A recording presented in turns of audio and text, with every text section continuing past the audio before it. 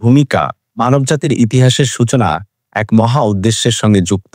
ইসলামে এই সূচনার ব্যাখ্যা করা হয়েছে কোরআন মাজিদ এবং সহিহ হাদিসের আলোকে, যা আমাদের জানায় আল্লাহ কেন প্রথম মানুষ আদম আলাইহিসসালামকে সৃষ্টি করেছিলেন এবং তাকে পৃথিবীতে খলিফা হিসেবে দায়িত্ব দিয়েছিলেন। এই ঘটনা কেবলমাত্র ইতিহাস নয়, বরং মানুষের জীবনের শিক্ষণীয় দিক ও নৈতিক শিক্ষার মূল উৎস। আদম আলাইহিসসালামের সৃষ্টির গল্প আমাদের শেখায় মানুষকে কেবল মাটির একটি সাধারণ সৃষ্টির মধ্যে সীমাবদ্ধভাবে দেখা ঠিক নয়, বরং আল্লাহ তাকে জ্ঞান, বুদ্ধি ও নৈতিক মর্যাদা প্রদান করেছেন। মানবজাতিকে পৃথিবীতে প্রেরণের মাধ্যমে আল্লাহ চেয়েছেন তারা পৃথিবীতে ন্যায় ও শান্তি প্রতিষ্ঠা করুক, জান্নাতের উদ্দেশ্য পূরণের জন্য পরীক্ষা সহ্য করুক এবং নিজেদের জ্ঞান ও বুদ্ধি ব্যবহার করে দায়িত্ব পালন করুক। যখন আল্লাহ ফেরেশতাদের সামনে ঘোষণা করলেন যে তিনি পৃথিবীতে একজন খলিফা সৃষ্টি করার পরিকল্পনা করেছেন, তখন ফেরেশতারা বিস্ময় প্রকাশ করলেন। তারা বললেন, হে আমাদের রব, আপনি কি এমন কাউকে সৃষ্টি করবেন যে ফিতনা সৃষ্টি করবে এবং রক্তপাত ঘটাবে? আমরা তো সর্বদা আপনার প্রশংসা করি এবং আপনার পবিত্রতা ঘোষণা করি। এই প্রশ্নের মধ্যে কোনো বিরোধিতা ছিল না, বরং এটি ছিল তাদের কৌতূহল এবং পূর্ববর্তী জিনেরা যেভাবে পৃথিবীতে ধ্বংসযজ্ঞ চালিয়েছিল তার কারণে উদ্ভূত উদ্বেগ। আল্লাহর উত্তর ছিল সংক্ষিপ্ত কিন্তু গভীর অর্থপূর্ণ। আমি যা জানি তোমরা তা জানো না। সূরা বাকারা 2 এই বাক্যটি নির্দেশ করে যে মানুষের সৃষ্টির পেছনে এমন এক মহান উদ্দেশ্য আছে যা ফেরেশতারা বুঝতে পারছিল না। মানুষ শুধু একটি ফিতনা সৃষ্টি করতে আসেনি, বরং তিনি পৃথিবীতে ন্যায়, শান্তি ও ইবাদতের মাধ্যমে আল্লাহর উদ্দেশ্য বাস্তবায়ন করবেন। এটি আমাদের শেখায় যে আল্লাহর পরিকল্পনা সবসময় আমাদের সীমিত জ্ঞানের চেয়ে অনেক উচ্চতর এবং তা মানবজাতির কল্যাণের জন্য। ভূমিকা অংশে আমাদের আরও লক্ষ্য করা উচিত আদম আলাইহিসসালামের সৃষ্টির মাধ্যমে মানব জাতিকে সম্মান ও মর্যাদা প্রদান করা হয়, তাকে জ্ঞান ও বুদ্ধি দেয়া হয় যা শুধু প্রাণীর মধ্যে অনন্য। ফেরেশতাদের সম্মুখে আদম আলাইহিসসালামের শ্রেষ্ঠত্ব প্রমাণিত হয়, যা নির্দেশ করে যে মানুষকে দায়িত্ব ও ক্ষমতা সহকারে সৃষ্টির মর্যাদা দেয়া হয়েছে। আবার ইবলিসের অমান্যতা এবং অহংকার দেখায় যে স্বাভাবিকভাবে সৃষ্টির মধ্যে বিদ্যমান দুর্বলতা ও প্রবণতা রয়েছে যা মানুষকে সতর্ক হতে শেখায়। এই অধ্যায়ের মাধ্যমে মূলত 3টি বিষয় স্পষ্ট হয়। প্রথম, মানুষ আল্লাহর পরিকল্পনার একটি গুরুত্বপূর্ণ অংশ। দ্বিতীয়, মানুষের সৃষ্টি কেবল শারীরিক নয়, জ্ঞান ও নৈতিক মর্যাদার মাধ্যমে পূর্ণ। এবং তৃতীয়, মানুষের প্রতিটি কাজের জন্য দায়বদ্ধতা রয়েছে। এটি আমাদের মনে করিয়ে দেয় যে পৃথিবীতে আমাদের উপস্থিতি কোনো র্যান্ডম ঘটনা নয়, বরং তা একটি উদ্দেশ্যপূর্ণ, পরীক্ষামূলক এবং দায়িত্বপূর্ণ যাত্রা। সারসংক্ষেপে এই ভূমিকা অধ্যায় আমাদের জন্য পথপ্রদর্শক হিসেবে কাজ করে। এটি আল্লাহর পরিকল্পনার গভীরতা, মানুষের মর্যাদা, জ্ঞান ও আনুগত্যের গুরুত্ব এবং ইবলিসের শত্রুতা সম্পর্কে প্রাথমিক ধারণা প্রদান করে। এই অধ্যায়টি পাঠকের মনকে প্রস্তুত করে পরবর্তী অধ্যায়ে আদম আলাইহিসসালামের সৃষ্টির বিস্তৃত বিবরণ এবং ইবলিসের অহংকারের ঘটনা অনুধাবন করার জন্য। মানবজাতির ইতিহাসের সবচেয়ে গুরুত্বপূর্ণ মুহূর্তগুলোর একটি হল আল্লাহ যখন ফেরেশতাদের সামনে ঘোষণা করলেন যে তিনি পৃথিবীতে একজন খলিফা সৃষ্টি করবেন। এটি কেবল একটি নতুন সৃষ্টির খবর নয়, বরং মানবজাতির উদ্দেশ্য, দায়িত্ব ও পরীক্ষার সূচনা। কোরআনে সূরা বাকারা আল্লাহ বলেন, আমি পৃথিবীতে একজন খলিফা স্থাপন করতে যাচ্ছি। খলিফা শব্দের অর্থ হল প্রতিনিধি, দায়িত্বপ্রাপ্ত ব্যক্তি বা উত্তরসূরি।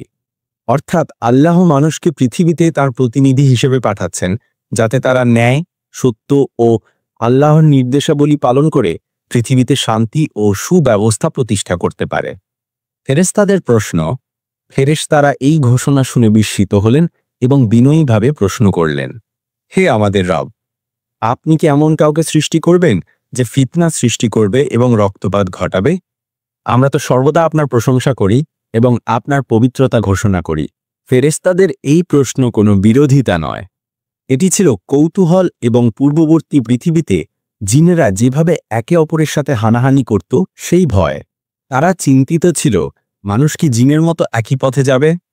এই প্রশ্নের মধ্য দিয়ে ফেরেশতারা মানবজাতির ভবিষ্যতের সম্ভাব্য অসৎ আচরণের বিষয়ে উদ্বিগ্নতা প্রকাশ করলেন। আল্লাহ তাদের প্রশ্নের জবাবে বললেন, আমি যা জানি তোমরা তা জানো না। সূরা বাকারা। এই সংক্ষিপ্ত বাক্যটি এক গভীর শিক্ষা বহন করে। মানুষের সৃষ্টির পেছনে এমন এক মহা উদ্দেশ্য আছে যা সীমিত জ্ঞানের বাইরে। মানুষ কেবল ফিতনা বা রক্তপাতের জন্য নয়, বরং তিনি পৃথিবীতে ন্যায়, শান্তি ও ইবাদতের মাধ্যমে আল্লাহর উদ্দেশ্য বাস্তবায়ন করবেন। আল্লাহর পরিকল্পনা সর্বদা মানুষের বোঝার চেয়ে উচ্চতর। খলিফার দায়িত্ব।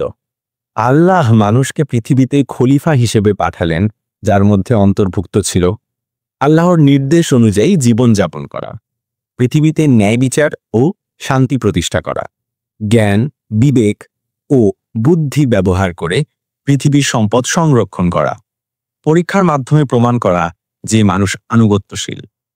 খলিফার দায়িত্ব কেবল ক্ষমতার ব্যবহার নয়, বরং এটি একটি পরীক্ষা এবং দায়িত্বশীলতা।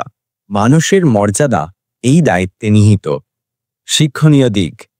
আল্লাহর পরিকল্পনা আমাদের সীমিত বোঝার বাইরে। মানুষের সৃষ্টি উদ্দেশ্যপূর্ণ। মানবজাতিকে পৃথিবীতে পাঠানো হয়েছে পরীক্ষা ও দায়িত্বের জন্য। ফেরেশতাদের মতো আমাদেরও অনেক প্রশ্ন থাকতে পারে, কিন্তু আল্লাহর সিদ্ধান্ত সর্বদা সেরা। মানুষকে খলিফা হিসেবে মর্যাদা ও দায়িত্বের সঙ্গে জীবনযাপন করতে হবে।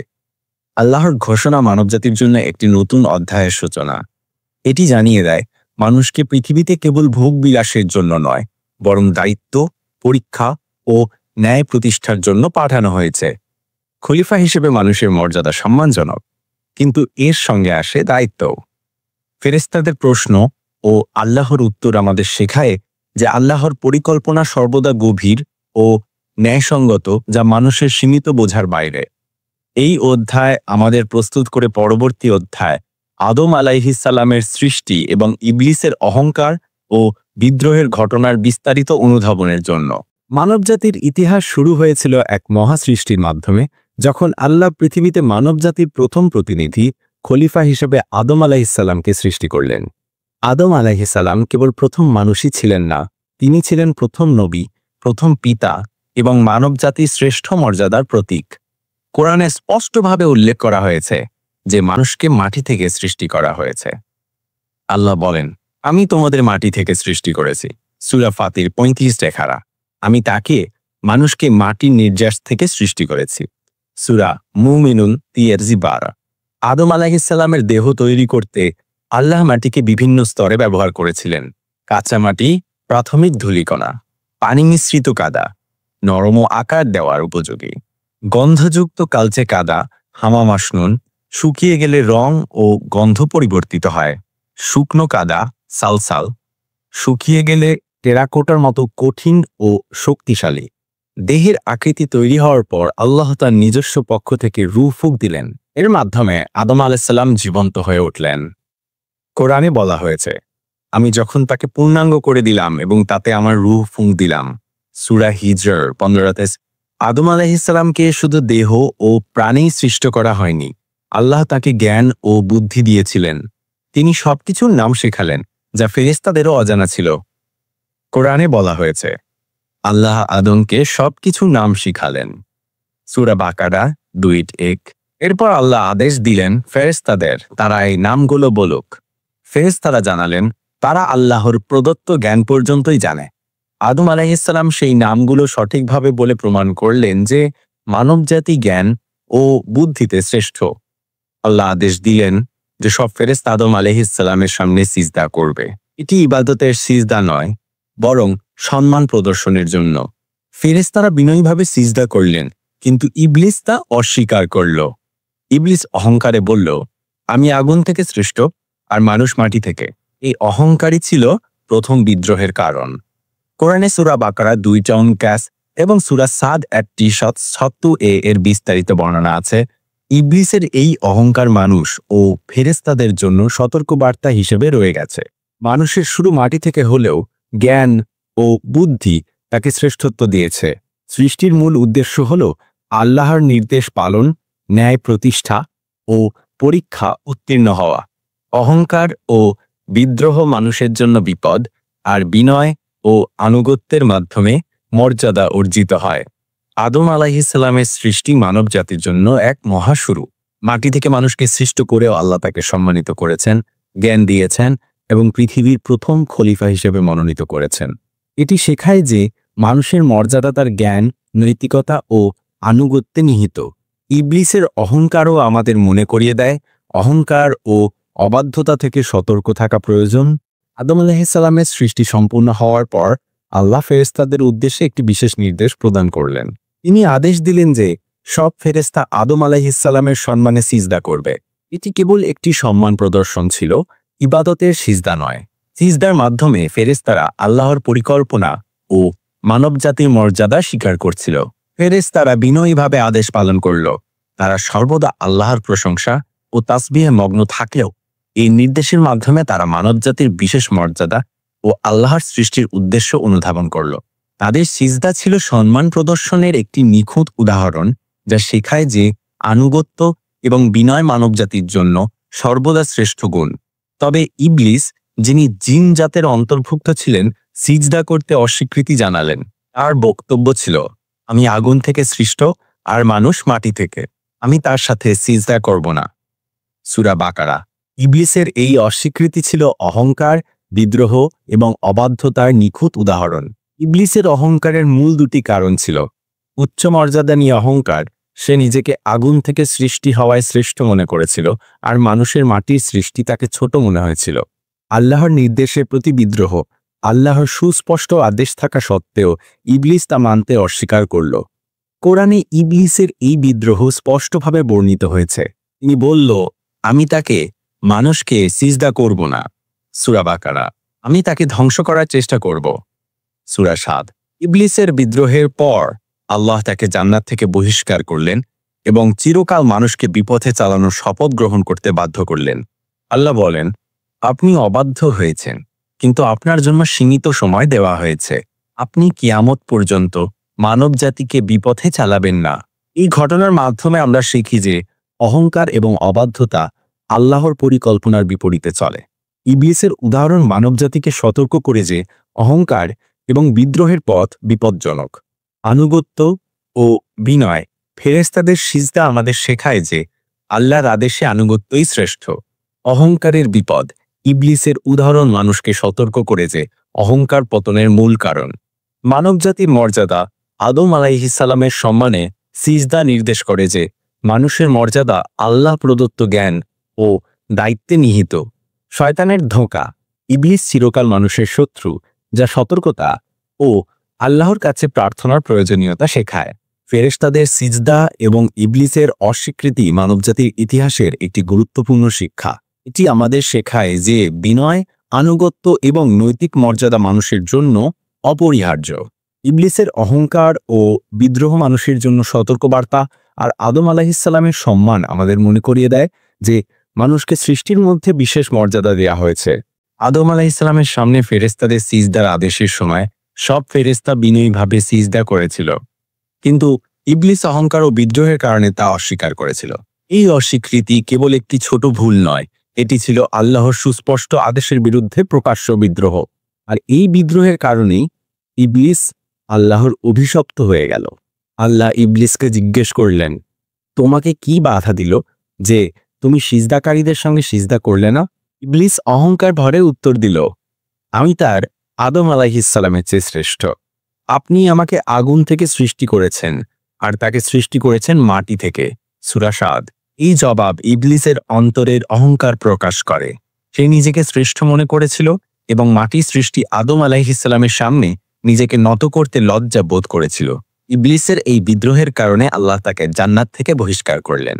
আল্লাহ বললেন, তাহলে তুমি এখান থেকে বের হয়ে যাও, নিশ্চয় তুমি অভিশপ্ত।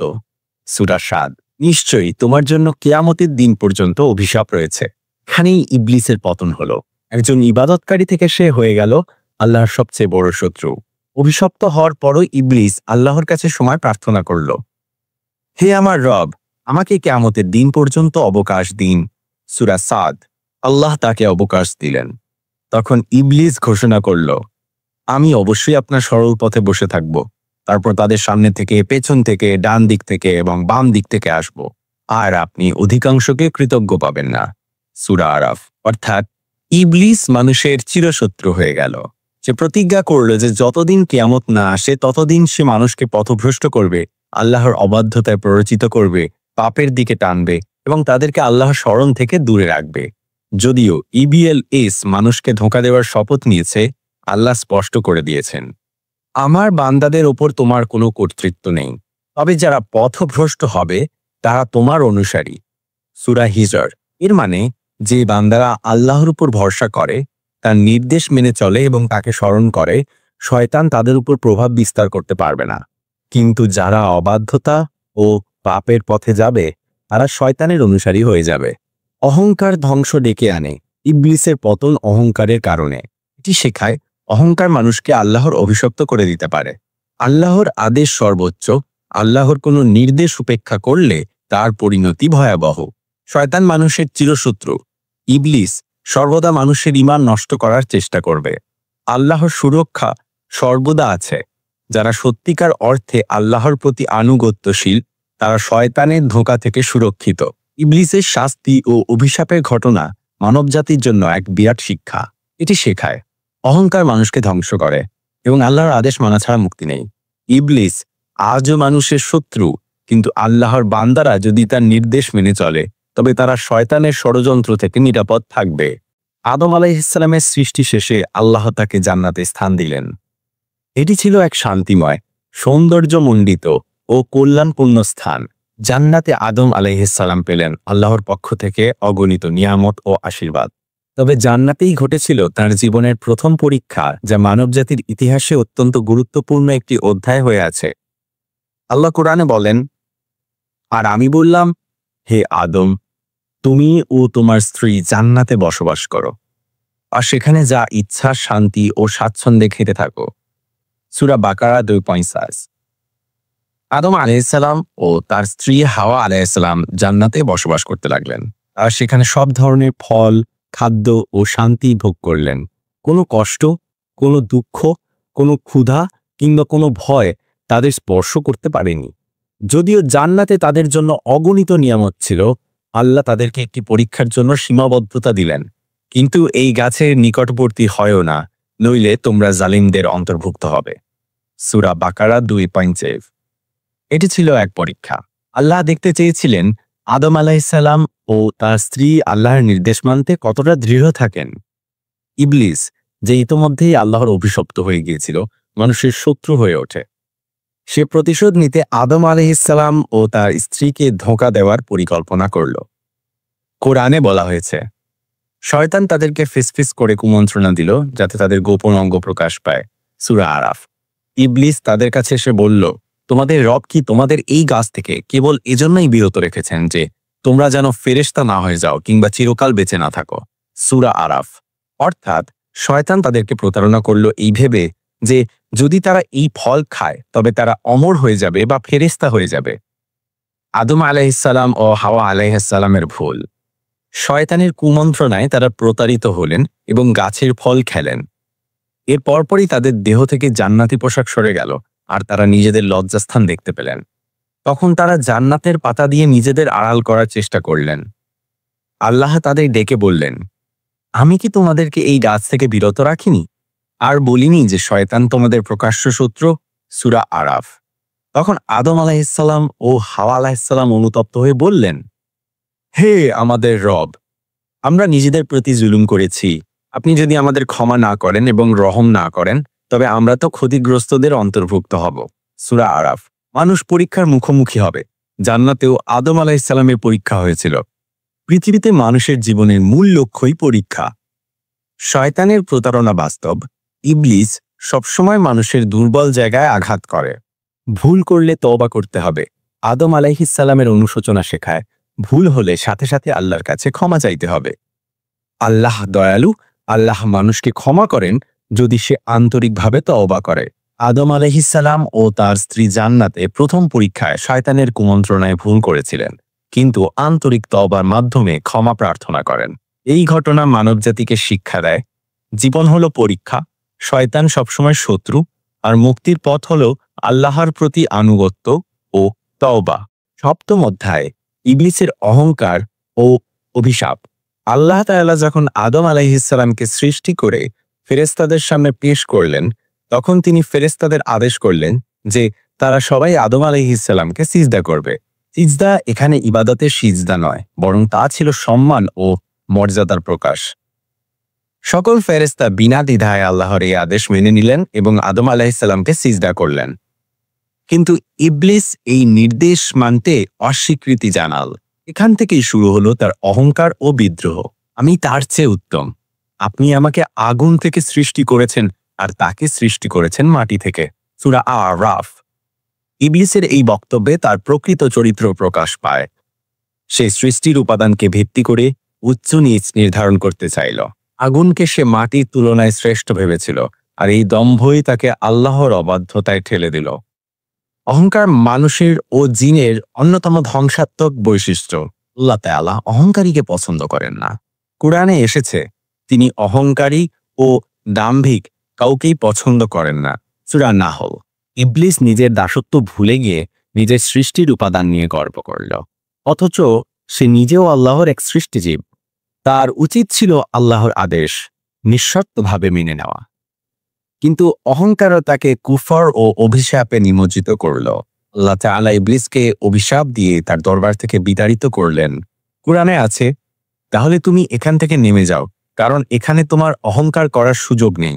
বের হয়ে যাও, তুমি অবশ্যই লাঞ্ছিতদের অন্তর্ভুক্ত। সূরা আ'রাফ। এই ঘোষণার মাধ্যমে ইবলিস চিরদিনের জন্য আল্লাহর রহমত থেকে বঞ্চিত হলো। আল্লাহর অভিশাপ পাওয়ার পরও ইবলিস হাল ছাড়েনি, বরং সে প্রতিজ্ঞা করল মানুষকে বিপথে নেওয়ার জন্য সে সর্বদা চেষ্টা চালিয়ে যাবে। সে বলল, হে আমার প্রতিপালক, যেহেতু আপনি আমাকে পথভ্রষ্ট করেছেন, আমি শপথ করছি আমি তাদেরকে পৃথিবীতে বিভ্রান্তকর বস্তু দ্বারা শোভিত করব এবং তাদের সবাইকে আমি বিভ্রান্ত করব। তবে আপনার খাঁটি বান্দাগণ কারা? সূরা হিজর। ইবলিসের কাহিনী আমাদের জন্য বড় শিক্ষণীয়। অহংকার ধ্বংস ডেকে আনে। আল্লাহর আদেশের সামনে যুক্তি খাড়া করলে তা বিদ্রোহে পরিণত হয়। সৃষ্টির উপাদান বা জাতিগত পার্থক্যের ভিত্তিতে শ্রেষ্ঠত্ব দাবি করা আল্লাহর কাছে অপছন্দনীয়। যারা আল্লাহর আদেশ মানে না, তাদের পরিণতি অপমানজনক। ইবলিসের এই অহংকার মানবজাতিকে সতর্ক করে দেয় যে মানুষ যদি তার অন্তরে অহংকার পোষণ করে, তবে তার গন্তব্য একই রকম ভয়াবহ হতে পারে। আল্লাহর কাছে বিনয় ও আনুগত্যই একজন বান্দার প্রকৃত সৌন্দর্য। ইবলিস যখন আল্লাহর দরবার থেকে অভিশপ্ত হয়ে বিতাড়িত হলো, তখনও সে থেমে থাকেনি, বরং মানুষের প্রতি তার হিংসা ও ঘৃণা আরও বেড়ে গেল। আল্লাহর আদেশ অমান্য করার কারণে সে বুঝতে পেরেছিল আদম আলাইহিসসালাম ও তার বংশধরেরাই হবে তার মূল শত্রু। তাই সে আল্লাহর কাছে সময় প্রার্থনা করল, যেন কিয়ামত পর্যন্ত সে জীবিত থাকতে পারে। আল্লাহ তার প্রার্থনা মঞ্জুর করলেন, তবে সতর্ক করে দিলেন আল্লাহর প্রকৃত বান্দাদের ওপর ইবলিসের কোনো কর্তৃত্ব থাকবে না। ইবলিস ঘোষণা করল, আমি শপথ করছি আমি তাদের মানুষকে আপনার সরল পথে বসে থাকব। তারপর আমি তাদের সামনে থেকে, পিছন থেকে, ডান দিক থেকে, বাম দিক থেকে আসব এবং তাদের অধিকাংশকে আপনি কৃতজ্ঞ পাবেন না। সূরা আ'রাফ। এই আয়াতে স্পষ্ট যে ইবলিস মানুষের চারদিক থেকে আক্রমণ করবে।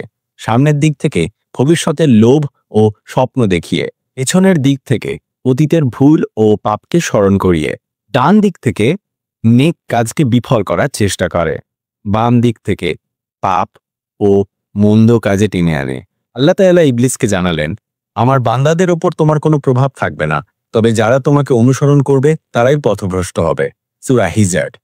অর্থাৎ আল্লাহর প্রতি আন্তরিক ও বিশ্বস্ত বান্দাদের ওপর ইবলিস কিছুই করতে পারবে না। কিন্তু যারা দুর্বল, অবাধ্য, আল্লাহকে ভুলে যায়, তাদের জন্য ইবলিস হবে ধ্বংসের কারণ। ইবলিসের কৌশল মানুষকে বিভ্রান্ত করতে ইবলিস বিভিন্ন কৌশল ব্যবহার করে ওয়াসওয়াসা, মনে সন্দেহ ও কুপ্রবৃত্তি ঢুকিয়ে দেয়। পাপকে সুন্দর করে দেখানো, হারাম কাজকে আকর্ষণীয় করে তোলে। ভয় দেখানো, গরিব হয়ে যাওয়ার ভয়ে দান সৎকা থেকে বিরত রাখে। সময় ক্ষেপণ করানো, তওবা দেরি করতে প্রলুব্ধ করে। শয়তানকে শত্রু মনে করতে হবে। কুরআনে আল্লাহ বলেন, নিশ্চয়ই শয়তান তোমাদের শত্রু, সুতরাং তোমরা তাকে শত্রু হিসেবে গ্রহণ কর। সূরা ফাতির। আল্লাহর প্রতি কৃতজ্ঞতা ও আনুগত্য শয়তানের ফাঁদ থেকে বাঁচার মূল চাবিকাঠি। শয়তানের কুমন্ত্রণা থেকে আশ্রয় চাইতে হবে। এজন্য প্রতিটি মুসলিমকে আল্লাহর জিকিরে, দোয়া, দরুদে ও ইবাদতে দৃঢ় থাকতে হবে। ইবলিসের শপথ মানবজাতির জন্য এক ভয়াবহ চ্যালেঞ্জ। সে আমাদের জীবনের প্রতিটি মুহূর্তে বিপথে নেওয়ার চেষ্টা করছে। তবে আল্লাহর সাহায্য, ধৈর্য ও তাকওয়ার মাধ্যমে মানুষ তার ফাঁদ থেকে রক্ষা পেতে পারে। প্রকৃত মুমিন কখনো শয়তানের দাস হবে না, বরং আল্লাহর অনুগত হয়ে তার শত্রুর মোকাবিলা করবে। আদম আলাইহিসসালামকে আল্লাহ তাআলা সৃষ্টি করার পর তাকে জান্নাতে স্থান দিলেন। জান্নাত ছিল শান্তি, সুখ এবং প্রশান্তির ঠিকানা। সেখানে দুঃখ, কষ্ট, ক্ষুধা, তৃষ্ণা কিংবা কোনো কষ্টকর বিষয় ছিল না। আল্লাহর বিশেষ অনুগ্রহে তিনি জান্নাতে বসবাস করছিলেন। জান্নাতের নিয়ামত, আদম আলাইহিসসালামকে আল্লাহ জান্নাতে যা ইচ্ছা তা ভক্ষণ করার অনুমতি দিয়েছিলেন। কুরআনে বলা হয়েছে, হে আদম, তুমি ও তোমার স্ত্রী জান্নাতে বাস করো এবং যেখানে ইচ্ছা অবাধে ভক্ষণ করো। সূরা আল বাকারা। এখান থেকে বোঝা যায় যে জান্নাতের প্রতিটি বস্তুর ওপর তাদের অনুমতি ছিল, শুধু একটি বিশেষ গাছ ছাড়া। নিষিদ্ধ গাছ আল্লাহ তাআলা আদম আলাইহিসসালাম ও তার স্ত্রীকে সতর্ক করেছিলেন, কিন্তু এই গাছের নিকটবর্তী হয়ও না, নতুবা তোমরা জালিমদের অন্তর্ভুক্ত হবে। সূরা আল বাকারা। এটি ছিল এক পরীক্ষা। আল্লাহ চেয়েছিলেন তার খলিফাকে পৃথিবীতে পাঠানোর আগে তাকে পরীক্ষা করতে। ইবলিসের ফন্দি। ইবলিস যেহেতু আদম আলাইহিস সালামের শত্রু ছিল, তাই সে তাদের ভুল পথে চালিত করার জন্য নানা রকম কৌশল অবলম্বন করল। সেই জানত সরাসরি অবাধ্যতায় ডেকে লাভ হবে না, তাই সে ধোঁকাবাজি ও প্রতারণার আশ্রয় নিল। কুরআনে ইবলিসের কৌশল বর্ণনা এসেছে। শয়তান তাদের কাছে কসম করে বলল, আমি তো তোমাদের কল্যাণকামী। অতঃপর সে প্রতারণার মাধ্যমে তাদেরকে পতিত করল। সূরা আল আরাফ। প্রথম ভুল, ইবলিস আদম আলাইহিসসালাম ও তার স্ত্রীকে প্রলুব্ধ করল। এই গাছের ফল খেলে তারা অমর হয়ে যাবে, তারা জান্নাতে স্থায়ী হয়ে যাবে, তারা কখনো দারিদ্র্যের শিকার হবে। শেষ পর্যন্ত তারা নিষিদ্ধ গাছের ফল খেয়ে ফেললেন। ফলে তাদের লজ্জাস্থান প্রকাশিত হল এবং তারা জান্নাতের পোশাক হারালেন। মানুষ ভুল করতে পারে, তবে ভুল করার পরই মূল পরীক্ষা হয় সে কি তওবা করে আল্লাহর দিকে ফিরে আসে নাকি অহংকার করে থাকে। শয়তান প্রতারক। সে কখনো প্রকাশ্যে শত্রুতা করে না, বরং মিথ্যা প্রতিশ্রুতি ও প্রলোভন দিয়ে পথভ্রষ্ট করে। আল্লাহর আদেশ মানা জরুরি, সামান্য নিষেধ ভঙ্গ করলেও বড় পরিণতি ডেকে আনতে পারে। আদম আলাইহিসসালামের জান্নাতে অবস্থান ও পরীক্ষা মানব জাতির প্রথম শিক্ষা। এখান থেকেই বোঝা যায় মানুষ আল্লাহর আদেশ মেনে চললে জান্নাতের নিয়ামত লাভ করতে পারে, আর অবাধ্য হলে শয়তানের ধোকায় পড়ে ধ্বংসের পথে চলে যায়। আদম আলাইহিসসালাম এবং তার স্ত্রী জান্নাতে আল্লাহর পরীক্ষা ব্যর্থ হওয়ার পর তাদের পৃথিবীতে পাঠানো হলো। তবে আল্লাহ তাআলার এই সিদ্ধান্ত কেবল শাস্তি ছিল না, বরং এটি ছিল আল্লাহর এক মহৎ পরিকল্পনার অংশ। পৃথিবী হবে মানুষের পরীক্ষা ও খলিফার দায়িত্ব পালনের ময়দান। জান্নাত থেকে অবতরণ কুরআনে এসেছে, আমি বললাম তোমরা সবাই এখান থেকে নেমে যাও। এরপর যখনই তোমাদের কাছে আমার পক্ষ থেকে হিদায়াত আসবে, যারা আমার হিদায়াত অনুসরণ করবে তাদের কোনো ভয় বা দুঃখ থাকবে না। সূরা আল বাকারা। এ আয়াতে স্পষ্টভাবে বোঝানো হয়েছে মানুষ পৃথিবীতে প্রেরিত হলেও আল্লাহ তাদের জন্য হিদায়াতের ব্যবস্থা করবেন, যার মাধ্যমে তারা জান্নাত পুনরায় লাভ করতে পারবে। আদম আলাইহিসসালামের তওবা। আদম আলাইহিসসালাম ও তার স্ত্রী যখন নিজেদের ভুল বুঝতে পারলেন, তখন তারা আন্তরিকভাবে আল্লাহর কাছে ক্ষমা প্রার্থনা করলেন। তারা দোয়া করলেন, হে আমাদের রব, আমরা নিজেদের প্রতি জুলুম করেছি। যদি আপনি আমাদের ক্ষমা না করেন ও দয়া না করেন, তবে আমরা অবশ্যই ক্ষতিগ্রস্তদের অন্তর্ভুক্ত হব। সূরা আল আরাফ। আল্লাহ তাদের আন্তরিক তওবা কবুল করলেন। এতে বোঝা যায় আল্লাহ রহমতশীল, যে কোনো বান্দা ভুল করলে আন্তরিক তওবা দ্বারা ক্ষমা পেতে পারে। পৃথিবীতে মানুষের দায়িত্ব। মানুষকে পৃথিবীতে পাঠানোর উদ্দেশ্য ছিল কেবল বসবাস নয়, বরং আল্লাহর খলিফা হিসেবে দায়িত্ব পালন করা। এর মধ্যে রয়েছে আল্লাহর ইবাদত করা, ন্যায় অন্যায় পার্থক্য করা, পৃথিবীতে ন্যায় ও শান্তি প্রতিষ্ঠা করা, শয়তানের প্রলোভন থেকে বাঁচা। হ্যাঁ, তওবা কখনো দেরি করা যাবে না। আদম আলাইহিসসালাম ভুল করার সঙ্গে সঙ্গেই তওবা করেছিলেন। মানুষের আসল লক্ষ্য জান্নাত, পৃথিবী হলো অস্থায়ী পরীক্ষা কেন্দ্র। শয়তান চিরশত্রু। পৃথিবীতে মানুষের জন্য সবচেয়ে বড় ফাঁদ হলো শয়তানের ধোঁকা। 4. আল্লাহর রহমত অপরিসীম। আন্তরিকভাবে ক্ষমা চাইলে আল্লাহ সর্বদা ক্ষমা করেন। পৃথিবীতে প্রেরণের মাধ্যমে মানবজাতির যাত্রা শুরু হলো। এই পৃথিবী হলো পরীক্ষা, আর সফলতার মূল চাবিকাঠি হলো আল্লাহর আনুগত্য ও শয়তানের প্রতারণা থেকে বাঁচা। আদম আলাইহিসসালামের তওবা আমাদের শেখায় ভুল করা মানব স্বভাব, কিন্তু ক্ষমা চাওয়া ও আল্লাহর দিকে ফিরে আসা একজন মুমিনের পরিচয়।